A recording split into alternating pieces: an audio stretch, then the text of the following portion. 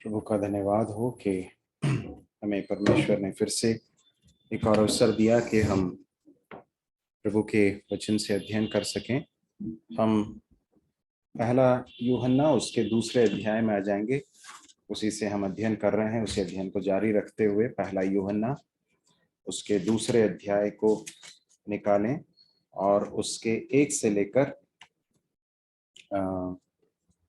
6 तक पहले हम पढ़ेंगे।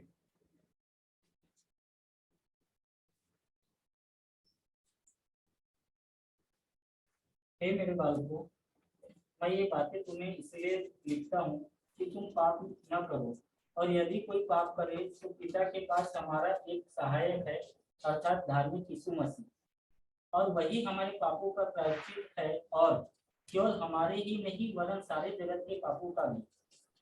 यदि हम उसकी आज्ञाओं को मानेंगे तो इससे हम जान लेंगे कि हम उसे जान गए हैं। जो कोई यह कहता है कि मैं उससे जान गया और उसकी आज्ञाओं को नहीं मानता, वह झूठा है और उसमें सत्य नहीं।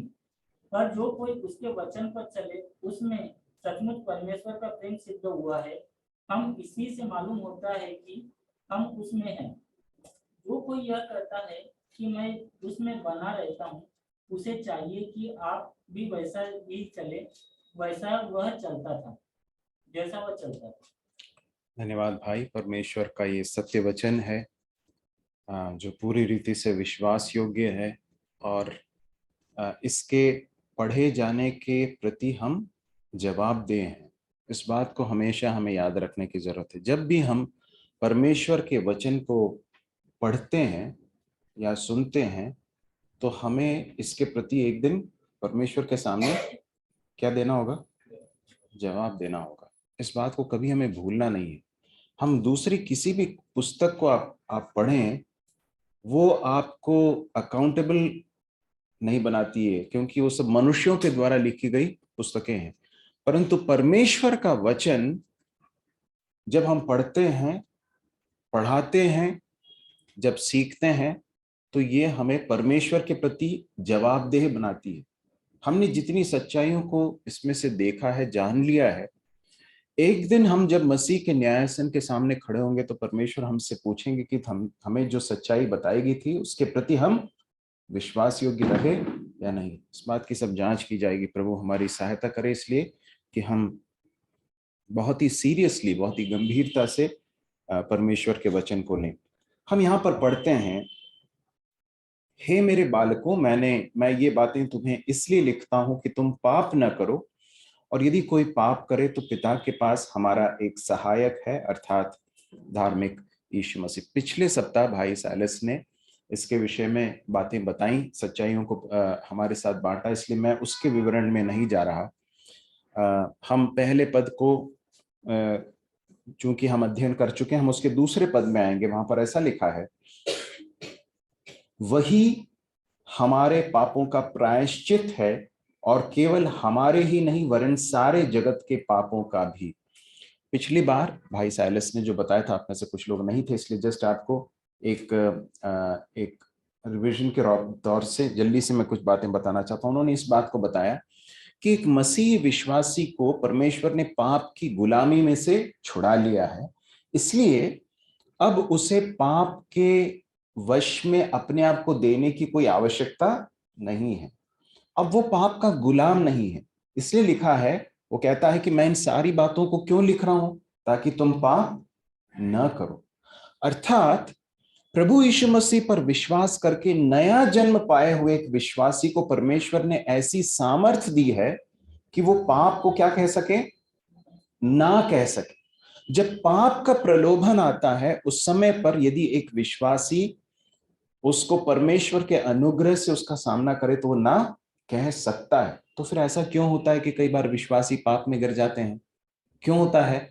इसलिए होता है क्योंकि वे परमेश्वर के अनुग्रह पर भरोसा न करते हुए अपनी सामर्थ्य पर भरोसा करते हैं।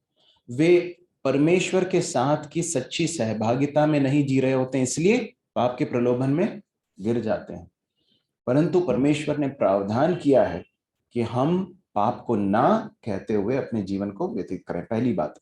उसके बाद उन्होंने बताया कि हमारे मसीह जीवन में ऐसा कई बार होता है कि हम पाप कर बैठते हैं। हम चाहते हैं कि पाप ना करें, परंतु कई बार हमारे जीवन में पाप हो जाता है, हमारे मन से, हमारे विचारों से, हमारी निगाहों से, हमारी बातचीत से, हमारे कार्यों से कई बार हम पाप कर बैठते हैं। ऐसा क्यों होता है? इसलिए होता है क्योंकि हमारे अंदर एक पाप का स्वभाव है। हमारे अंदर एक स्वभाव है, पुराना स्वभाव है, जिसको क्या कहते हैं? पाप का स्वभाव। तो हमारे शरीर के अंदर पाप का स्वभाव नाम का एक शत्रु बैठा हुआ है, एक दुश्मन बैठा हुआ है, जिसका झुकाव किसकी ओर है? हमेशा पाप की ओर है। इसलिए एक विश्वासी के अंदर मानो एक तरह का गृह युद्ध हमेशा छिड़ा हुआ रहता है ना? एक जो विश्वासी है उसके अंदर क्या रहता है? हमेशा एक गृह युद्ध। मतलब समझते हैं गृह युद्ध मतलब क्या होता है? देखिए, एक युद्ध तो वो रहता है जैसे यूक्रेन और रूस के बीच में हो रहा है, वो दो देशों के बीच में हो रहा है। परंतु एक देश के अंदर ही अगर लड़ाई छिड़ जाए, है ना, समूहों के बीच में या जातियों के बीच में, तो उसको क्या कहा जाता है फिर? गृह युद्ध। मतलब अंदर ही एक जो है, जब युद्ध चालू हो जाता है। तो हर विश्वासी का एक अनुभव है कि मेरे अंदर परमेश्वर ने एक ऐसा स्वभाव डाला है जो पवित्र होना चाहता है, पवित्रता की इच्छा रखता है, जो परमेश्वर के समान होना चाहता है। परंतु उसके साथ साथ मेरे अंदर एक पुराना स्वभाव है जिसका झुकाव किसकी ओर है? पाप की ओर है। इसलिए पाप करने के प्रलोभन आते समय एक विश्वासी को भी प्रलोभन होता है। प्रलोभन होना मतलब आकर्षण होता है, पाप के प्रति आकर्षण होता है। परंतु परमेश्वर का वचन ये बताता है कि हमें उस लड़ाई में क्या करना है? परमेश्वर के अनुग्रह के द्वारा उस पाप को, के प्रलोभन को ना कहना है। परंतु यदि कोई पाप कर बैठे तो क्या करना है? क्या परमेश्वर का क्या वचन बताता है? पिता के पास हमारा एक सहायक है, अर्थात धर्मी यीशु मसीह। अर्थात धर्मी यीशु मसीह। तो यदि हम हमारे जीवन में पाप कर बैठते हैं तो एक विश्वासी का प्रत्युत्तर क्या होना चाहिए? तुरंत उसको क्या करना है? इस बात को याद रखना है कि मेरा परमेश्वर कैसा परमेश्वर है, मेरा प्रभु कैसा प्रभु है। यहां पर कैसे लिखा है? धर्मी है। धर्मी मतलब धार्मिक का मतलब जो है रिलीजियस वाला अर्थ नहीं है। रिलीजियस मतलब धार्मिक प्रवृत्ति, वो नहीं। धर्मी का अर्थ जो सच्चा है, जो पवित्र है, जिसमें जो न्याय प्रिय है, जो सही कार्य करता है। तो हमारा परमेश्वर ऐसा है, इस बात को याद रखने की जरूरत है। और वो कौन है? न सिर्फ पवित्र है और धर्मी है, परंतु वो हमारा क्या है? नहीं नहीं, वहां पर लिखा है हमारा एक क्या है? वो हमारा सहायक भी है। देखिए, प्रभु यीशु मसीह की खासियत क्या मालूम है? वो पवित्र है। इसलिए जब प्रभु यीशु मसीह के पीछे चलते हैं तो प्रभु हमें बताते हैं। जब प्रभु के साथ चलेंगे तो प्रभु हमें बताएंगे, देखो जेम्स, ये पाप है, ये जो तुमने किया ना, ये गलत है, ये पाप है मेरी दृष्टि में। ये जो तुमने अभी बोला, ये जो तुमने अभी सोचा, ये क्या है? ये पाप है। जब प्रभु यीशु मसीह मुझे बताते हैं, जब प्रभु के साथ मैं चलता हूं और प्रभु मुझे बताते हैं कि ये पाप है, मुझे क्या करना है? अरे प्रभु, ये सब तो सब लोग करते हैं। अरे प्रभु, मैं वो ना उस समय पर बहुत दबाव में आ गया था, मेरे आसपास इतना प्रेशर था, मेरे दोस्तों का प्रेशर था, मेरे समाज वालों का प्रेशर था, या मैं एक ऐसी परिस्थिति में था कि मैं रेजिस्ट नहीं कर पाया। ऐसा बोलना है क्या? नहीं। क्या बोलना है? प्रभु, मैंने पाप किया, मैंने आपके हृदय को दुखाया है। जब एक विश्वासी टूटे हृदय के साथ अपने सहायक के पास जाता है, प्रभु के पास जाता है, तो प्रभु क्या है? हमारा सहायक है। इसके लिए एक और शब्द जो अंग्रेजी में यूज हुआ है वो क्या है? डिफेंस। एक और रेफरेंस में हम किसी दूसरे वर्जन में हम एडवोकेट के रूप में देखते हैं। एडवोकेट मतलब हमारा एक वकील है। एडवोकेट मतलब वकील। वकील क्या करता है? हमें जज के पास जाकर हमारी मदद करने के लिए, है ना, हमें डिफेंड करने के लिए, हमें डिफेंड करना क्या कहते हैं उसको, हमारे लिए लड़ने के लिए, है ना, हमारे लिए, हमारे पक्ष को रखने के लिए एक व्यक्ति। तो प्रभु यीशु मसीह एक एडवोकेट है। परंतु जब हम एडवोकेट सुनते हैं, वकील सुनते हैं, आजकल संसार में कैसे वकील होते हैं? वो झूठ को सही होकर प्रस्तुत करके अपने अपने क्लाइंट को, अपने क्या बोलते हैं, अपने क्लाइंट को क्या बोलते हैं, जो उनके पास आता है मदद के लिए, उसने अगर मान लो कोई गलत काम किया, अपराध किया, वो आके बोलते भैया मैंने तो ये सब किया है, लेकिन आपको पैसे दूंगा मैं, आप मुझे किसी तरह से छुड़ा लीजिए। तो वो क्या करेगा? कानूनी दांव पेचों को सब लगा के किसी तरह से उसे निर्दोष साबित करने की कोशिश करेगा। वो कभी भी जज के सामने जाकर ये नहीं कहेगा कि हाँ इसने किया है। वो क्या कहेगा? नहीं नहीं, इसमें जो है ये देखिए साक्ष्य सब ये बताते हैं, जो जो सबूत ऐसा कुछ है नहीं, और ऐसे ये तो वहां था इस समय पर, ऐसा सब करके वो सही को गलत करके प्रस्तुत करने की कोशिश करेगा। परंतु हमारा सहायक ऐसा है क्या? हमने पाप किया तो प्रभु यीशु मसीह पिता के पास जाकर ये नहीं कहते अरे इसने पाप नहीं किया। नहीं, हमारा सहायक कैसा मालूम है? क्या लिखा है? वो धर्मी है। धर्मी मतलब क्या है? वो सच्चा है, वो झूठ को सही और सही को झूठ करके बोलने वाला एडवोकेट नहीं है। वो क्या करता है? वो पिता के पास जाकर कहता है पिता इसने पाप किया है, इसने निश्चित रूप से पाप किया है और ये दंड के लायक है, परंतु पिता इसने मुझ पर विश्वास किया है और इसके लिए मैंने अपना लहू क्रूस पर बहाया है। इसलिए प्रभु, इसलिए पिता मेरे लहू के वसीले से आप इसको क्या कीजिए? माफ कर दीजिए। आप समझ रहे हैं? ये है यीशु मसीह की खासियत। तो यहां पर हम पढ़ते हैं कि हमारे लिए एक सहायक है, और वो सहायक कैसा है? धर्मी है। He is righteous. ठीक है। उसके बाद दूसरे पद में हम पढ़ते हैं वही हमारे पापों का क्या है? प्रायश्चित है, और केवल हमारे ही नहीं वरन हमारे सारे जगत के पापों का भी प्रायश्चित है। ये प्रायश्चित शब्द आज पहली बार शायद कुछ लोगों ने सुना होगा। आप, मुझे नहीं मालूम आप में से कितने लोगों ने इस पर गौर किया है। अंग्रेजी में जो इसके लिए शब्द है वो क्या है? इसके लिए एक शब्द का प्रयोग हुआ है, उसको कहते हैं प्रोपिसिएशन। क्या कहते हैं? प्रोपिसिएशन। शब्द यहां पर लिखा है प्रायश्चित। ये प्रायश्चित और पश्चाताप दोनों में अंतर है। कई लोग पश्चाताप को प्रायश्चित के साथ जोड़कर देखते हैं। पश्चाताप का अर्थ क्या है? अपने पाप के विषय में अपमान लेना, दुखी होना। अरे मैं पश्चाताप कर रहा हूं, मतलब प्रभु मैंने पाप किया, मैंने गलत किया। अपने पाप के विषय में दुखी होना। तो वो कौन करता है? एक पापी करता है। परंतु प्रायश्चित कौन करता मालूम? प्रायश्चित कोई मनुष्य कर ही नहीं सकता। प्रायश्चित सिर्फ कौन कर सकता है? परमेश्वर कर सकता है। मैं कुछ भागों की ओर आपका ध्यान आकर्षित करना चाहता हूं। सबसे पहले आप निकाल लीजिए रोमियो उसका 3 और उसका 25वां पद। रोमियो 3 का 25।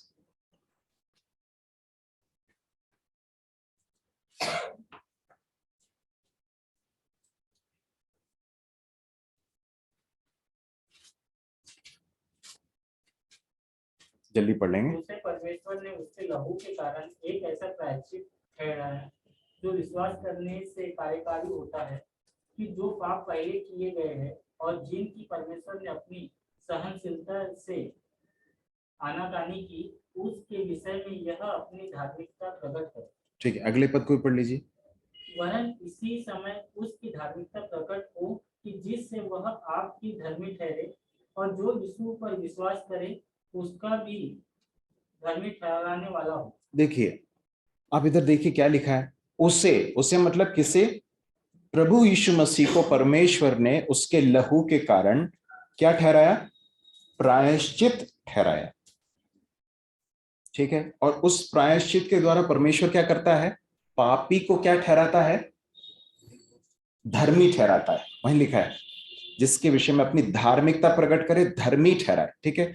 तो पापी को धर्मी ठहराने के लिए, सिनर को जस्टिफाई करने के लिए, राइचियस बनाने के लिए ठहराने के लिए परमेश्वर क्या करते हैं? प्रायश्चित का काम करते हैं। ठीक है, एक और भाग निकाल लीजिए, इब्रानियों 2:17।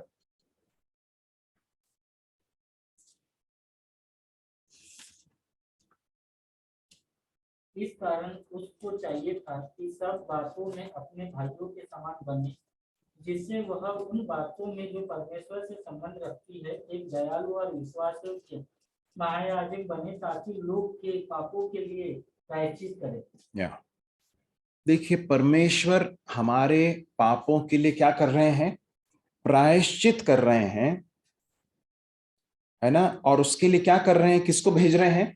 यीशु मसीह को एक महायाजक के रूप में संसार में भेज रहे हैं, जो हमारे ही समान बनकर आया है, मतलब शरीर में हाड़ मांस लहू का शरीर लेकर इस संसार में आया। फिर पहला यूहन्ना 4:10 पढ़िए।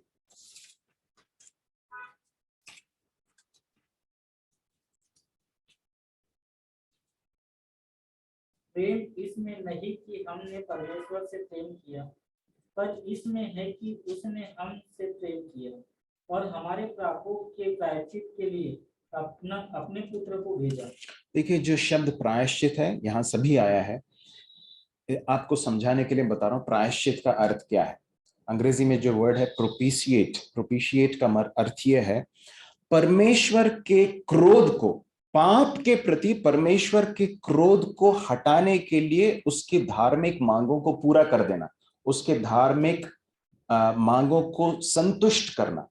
मतलब परमेश्वर के पाप के प्रति जो दंड आता है, क्रोध आता है, उसको ठंडा करने के लिए, परमेश्वर के उस आने वाले क्रोध को ठंडा करने के लिए, पापियों के प्रति परमेश्वर के का जो दंड है, उसका जो क्रोध है, उसकी ज्वाला को ठंडा करने के लिए परमेश्वर को की मांगों को, उसकी मांगों को पूरा कर देना। इसे समझने के लिए बहुत सरल रीति से समझिए कि परमेश्वर कैसे हैं? नहीं, परमेश्वर कैसे हैं? पवित्र हैं, है ना। मैं आपको सुसमाचार के विषय में पिछले दिनों में आपको बता रहा था, सुसमाचार क्या है, कैसे शेयर करना है। तो उसमें हमने देखा था परमेश्वर कौन है? सृष्टिकर्ता है। उसके साथ हमने क्या देखा था? परमेश्वर पवित्र है। अब एक पवित्र परमेश्वर पाप को नजरअंदाज कर सकते हैं क्या? कि ठीक है, जाने दो, कोई बात नहीं, ऐसा हो सकता है क्या? नहीं कर सकते। इस संसार में भले ऐसा हो सकता है, लेकिन एक धर्मी परमेश्वर, न्यायप्रिय परमेश्वर पाप को देखकर अपनी आंखें मूंद नहीं सकते हैं, अपनी आंखों को बंद नहीं कर सकते। कोई बात नहीं, जाने दो, ऐसा हो नहीं सकता। पाप किया तो उसका दंड तो सहना ही पड़ेगा। लेकिन परमेश्वर नहीं चाहते हैं कि मनुष्य के ऊपर पाप का दंड आए। परमेश्वर का क्रोध जो है मनुष्य के ऊपर आ जाएगा तो वो अनंत काल के नरक में चला जाएगा, उसको फिर कोई उम्मीद नहीं है। इसलिए परमेश्वर ने एक रास्ता निकाला। क्या रास्ता है? परमेश्वर ने अपने पुत्र को संसार में भेज दिया। प्रभु यीशु मसीह संसार में आया और प्रभु यीशु मसीह ने परमेश्वर की जितनी भी मांगे हैं, एक धार्मिक जीवन का, एक सच्चाई के, पवित्रता के जीवन को पूरा किया। प्रभु यीशु मसीह ने कोई पाप किया नहीं, उसके विषय में लिखा है वो पाप से अज्ञात था। परंतु परमेश्वर ने क्या किया? हमारे पापों का हिसाब किससे ले लिया?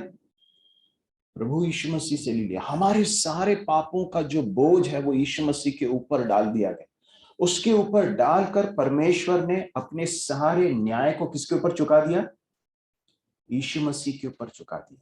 ये बहुत बड़ी सच्चाई है जिसे हमें याद रखनी है कि मेरे और आपके पाप के लिए क्रूस पर यीशु मसीह को परमेश्वर ने क्या ठहराया?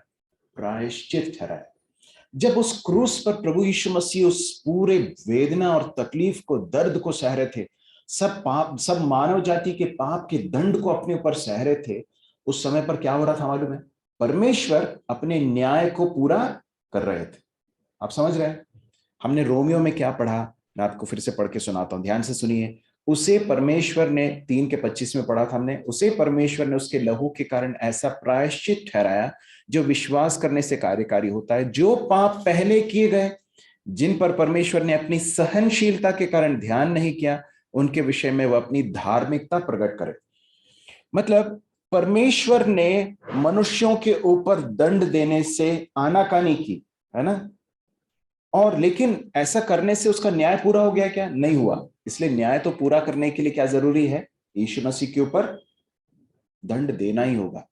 तो प्रायश्चित में परमेश्वर ने अपने ही डिमांड्स को पूरा कर दिया। किसके थ्रू?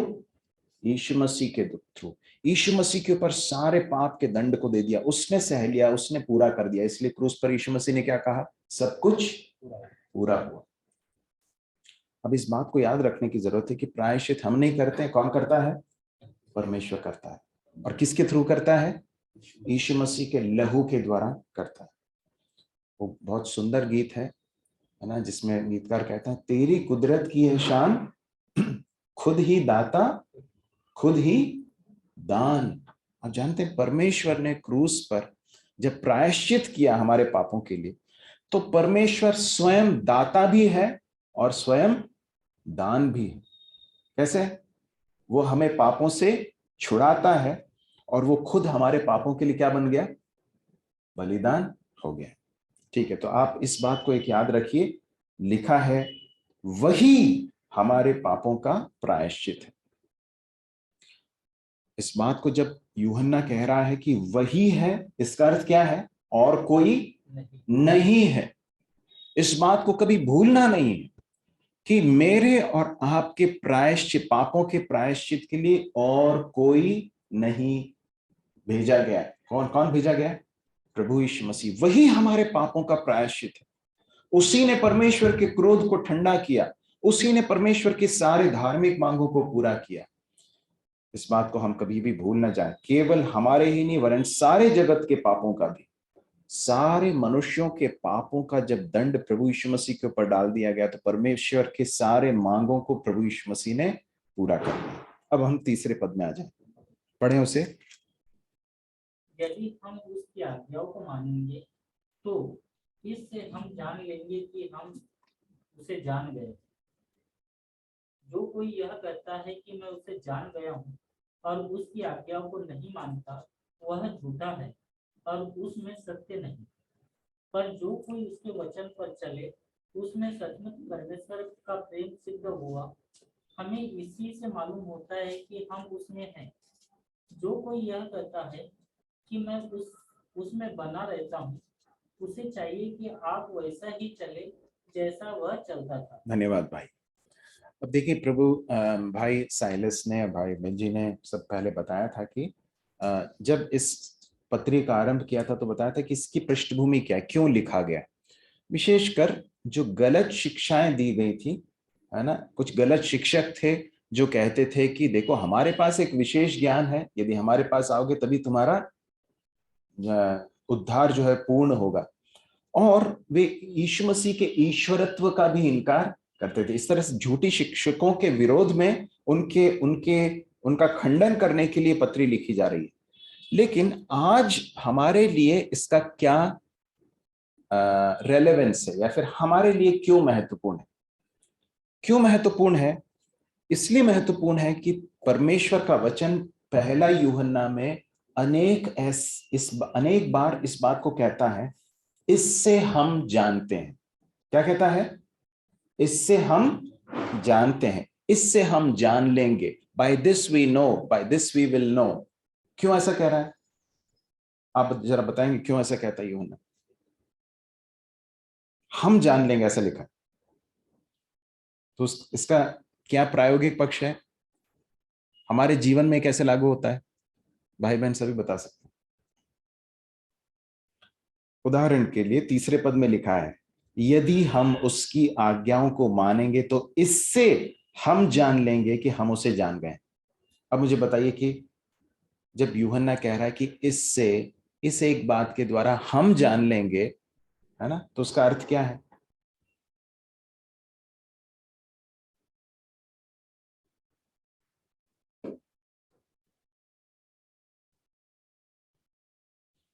इसका हम जान लेंगे,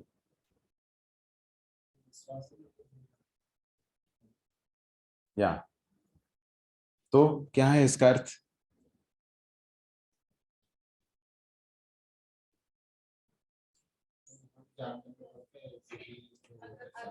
मानकर चलेंगे तो आज्ञा को मानकर चलेंगे तो आप जान लेंगे। नहीं, किसी और को जानना कोई और नहीं जानेगा, हम खुद अपने आप के बारे में जान लेंगे, है ना। यहां लिखा है ना, क्या लिखा है?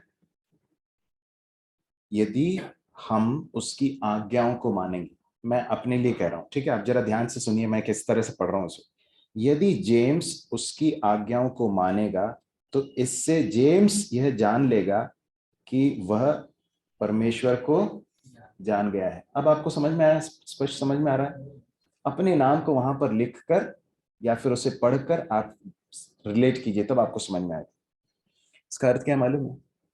इसका अर्थ यह है, हम सबको जानना जरूरी है कि वास्तव में हमने परमेश्वर को जाना है कि नहीं, कि हम सिर्फ दावा कर रहे हैं।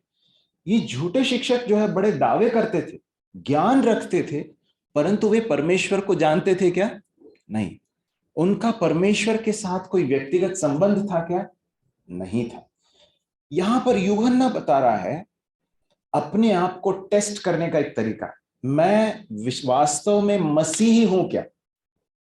सही है, हम गा रहे थे ना, मैं हूं मसीही और रहूंगा भी। तो कैसे मैं जानूं कि मैं एक मसीही हूं? उसके लिए यूहन्ना बहुत सारे टेस्ट बताता है। हमें अपने जीवन में जांचना जरूरी है कि हम वास्तव में सिर्फ मुंह से कुछ दावा कर रहे हैं कि वास्तव में हम विश्वासी हैं कि नहीं। देखिए, प्रभु यीशु मसीह ने एक भाग में इस तरह से कहा, उस दिन, मतलब प्रभु यीशु मसीह के सामने उस दिन कई लोग ऐसा बोलेंगे कि प्रभु प्रभु प्रभु, हमने तो आपके नाम से आश्चर्य कर्म किए, हमने आपके नाम से आश्चर्य कर्म किए, हमने बहुत भविष्यवाणियां की। और उस समय पर प्रभु यीशु मसीह कहते, मैं उनसे कहूंगा, हे अधर्म के काम करने वालों, मुझसे दूर हो जाओ, मैं तुम्हें नहीं जानता। मुझे बताइए, ये लोग कैसे काम कर रहे थे? आश्चर्य के काम कर रहे थे, भविष्यवाणी कर रहे थे, ये बड़े बड़े काम कर रहे थे, चिन्ह चमत्कार कर रहे थे, पर और किसके नाम से कर रहे थे? यीशु मसीह के नाम से कर रहे थे। परंतु प्रभु यीशु मसीह क्या कहते हैं? हे अधर्म के काम करने वालों, मैं तुम्हें नहीं जानता। और उसके बाद फिर प्रभु कहते हैं कि उनको उस अंधेरे में, उस अनंत काल की आग की झील में डाल दिया जाएगा। इसका मतलब यह है कि यीशु मसीह के पीछे चलने का मैं और आप दावा कर सकते हैं, परंतु हमारा जीवन उससे बिल्कुल उल्टा हो सकता है, ऐसी संभावना है। इसलिए यूहन्ना बार बार बार बार कह रहा है कि इससे हम जान लेंगे। पहला जो लक्षण है उसके विषय में हमने पहले अध्याय में देखा था। पहले अध्याय में हमने क्या देखा था? उसके हमने देखा था 5वें पद में, पहले अध्याय के 5वें पद में, जो समाचार हमने उससे सुना तुम्हें सुनाते हैं वो यह है कि परमेश्वर ज्योति है और उसमें कुछ अंधकार नहीं। उसके बाद 6वां पद, यदि हम कहें कि उसके साथ हमारी सहभागिता है और फिर अंधकार में चले तो हम झूठे हैं। यहां क्या कह रहा है? यदि कोई कहता है मैं उसे जान गया हूं, 4 पद में, 2 के 4 में, और उसकी आज्ञाओं को नहीं मानता तो वह झूठा है। तो इसका मतलब टेस्ट कैसे करना है? मुझे अपने आप को कैसे टेस्ट करना है? मुझे दूसरों को टेस्ट नहीं करना है। पहली बात तो यह है, मैं कोई नहीं हूं कि मैं किसी भी व्यक्ति को जांच करूं कि यह विश्वासी है कि नहीं। मुझे क्या करना है? अपने आप को जांचना है। कैसे जांचना है? सबसे पहली बात, पहले अध्याय के 6वें पद में लिखा है, यदि हम कहें उसके साथ हमारी सहभागिता है और फिर अंधकार में चले तो हम झूठे और सत्य पर नहीं चलते। इसका मतलब पहली बात, पहला लक्षण एक मसीही का क्या है? वो ज्योति में चलने वाला व्यक्ति होगा। ज्योति में चलने वाला अर्थात परमेश्वर के वचन को पढ़ेगा, परमेश्वर का वचन जब उसे बताएगा कि ये पाप है तो उसे मान लेगा और परमेश्वर के अनुग्रह से परमेश्वर के साथ साथ चलेगा, प्रभु के साथ ईमानदारी के साथ चलेगा, अपने पाप को ढकेगा नहीं, अपने पाप को सही नहीं ठहराएगा। पहली बात। दूसरी बात, यहां पर वो कह रहा है, जो कहता है कि मैं उसे जान गया हूं। किसे जान गया हूं? परमेश्वर को जान गया हूं। उसको चाहिए कि वो क्या करे? उसकी आज्ञाओं को माने। लिखा है 3 पद में, यदि हम उसकी आज्ञाओं को मानेंगे तो इससे हम जान लेंगे कि हम उसे जान गए। उद्धार पाए हुए मसीह का लक्षण, उद्धार पाए हुए विश्वासी का लक्षण, कई लक्षणों में से एक लक्षण क्या है कि वो परमेश्वर की आज्ञाओं पर चलेगा, परमेश्वर के वचन के अनुसार चलने के लिए अपने आप को क्या करेगा, समर्पित करेगा। वो ऐसा नहीं कर सकता है कि मैं अपने ही मन मर्जी के हिसाब से चलूंगा, परंतु वो अपने इच्छाओं को, अपने जीवन को किसके अधिकार में सौंपेगा, परमेश्वर के अधिकार में सौंपेगा। अपने जीवन के हर हिस्से को वो क्या करेगा, परमेश्वर के वचन के अधीन लेकर आएगा। एक दो और भागों को निकाल लीजिए। 3 का 24 पढ़ें और 5 का 2 और 3 भी पढ़ लें। 3 का 24 पढ़ें। और जो उसकी आज्ञा को मानता है वह उसमें और वह उनमें बना रहता है, और इसी से अर्थात उस आत्मा से जो उसने हमें दिया है, हम जानते कि वह हम में बना रहता है। या अब 5 का 2 और 3 भी पढ़ लें। जब हम परमेश्वर से प्रेम रखते हैं और उसकी आज्ञाओं को मानते हैं, तो इसी से हम जानते हैं कि हम परमेश्वर की संतानों से प्रेम रखते हैं, क्योंकि परमेश्वर से प्रेम रखना यह है कि हम उसकी आज्ञाओं को माने, और उसकी आज्ञाएं कठिन नहीं। ठीक है, धन्यवाद। परमेश्वर से प्रेम करना है क्या, परमेश्वर की आज्ञाओं को मानेंगे तो इससे समझ में आएगा कि मैं वास्तव में किसको जान गया हूं, परमेश्वर को जान गया हूं। ठीक है, देखिए इसका अर्थ ये नहीं है कि एक विश्वासी जो है 100% ओबीडियंस में अपने जीवन को व्यतीत कर रहा होगा। हो सकता है उसके जीवन में कई बार परमेश्वर की आज्ञाओं को वो अनाज्ञाकारिता उसके जीवन में दिखे, लेकिन जैसे ही परमेश्वर का आत्मा उसे उस बात का बोध दिलाता, वो क्या करता है, तुरंत अपने पाप को मानकर परमेश्वर की आज्ञा को मानने के लिए अपने आप को क्या करता है, समर्पित करता है। आज्ञा मानने की बड़ी इच्छा एक सच्चे मसीही के अंदर आती है।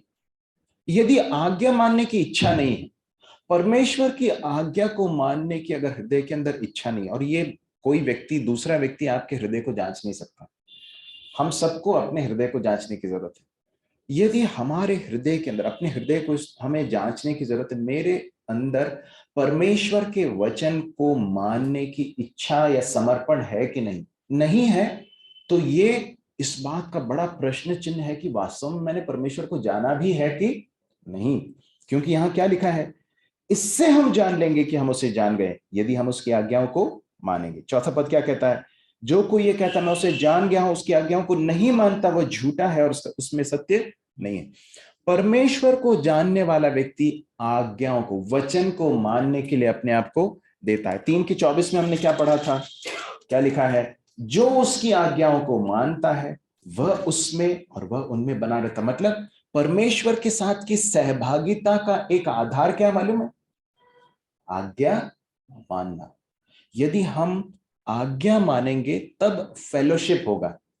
सुन रहे, सहभागिता किसके साथ, परमेश्वर के साथ। हमारी सहभागिता कब होगी, जब हम परमेश्वर के वचन को मानेंगे, तब हम उसमें और वह उनमें बना रहता है। उसके बाद 5 के 2 और 3 में हमने पढ़ा, जब हम परमेश्वर से प्रेम रखते हैं और उसकी आज्ञाओं को मानते हैं। इसका मतलब क्या है, आज्ञाओं को मानना परमेश्वर के प्रति प्रेम का प्रमाण है।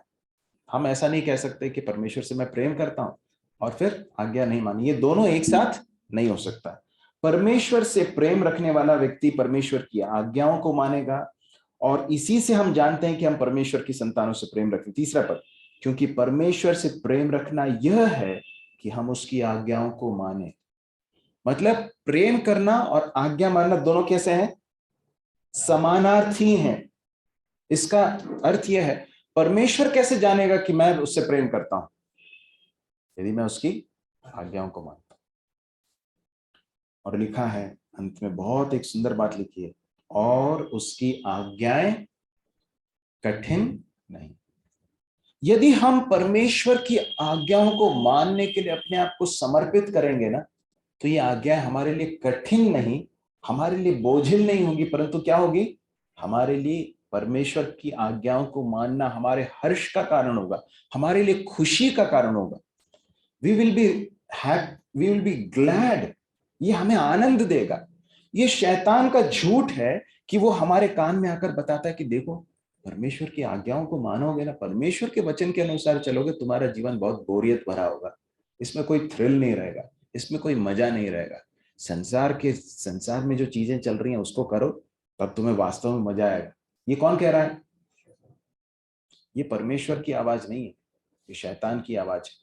और इसलिए जब संसार के समान चलने के, संसार के लोगों के समान कार्य करने, उन्हीं के समान कार्य करने, उन्हीं की जैसी चीजों को करने, और हम अपने पुराने जीवन में लौटने का प्रलोभन हमारे सामने आए, तो हमेशा इस बात को याद रखना कि ये किसकी ओर से आ रहा है? आपके प्राणों के शत्रु शैतान की ओर से आ रहा है, जो आपको रास्ता भटकाकर परमेश्वर से दूर करना चाहता है। यहाँ पर वो कहता है, इससे हम जान लेंगे, वापस 2 में आ जाएं, दूसरे अध्याय के 5वें पद में, पर जो कोई उसके वचन पर चले उसमें सचमुच परमेश्वर का प्रेम सिद्ध हुआ है, इसी से हम जानते हैं कि हम उसमें हैं। जो कोई ये कहता है मैं उसमें बना रहता हूं, उसे चाहिए कि आप भी वैसा ही चले जैसा वह चलता था। आज्ञाकारिता के लिए हमारा सबसे अच्छा उदाहरण कौन है? यीशु मसीह स्वयं। प्रभु यीशु मसीह के समान चलना।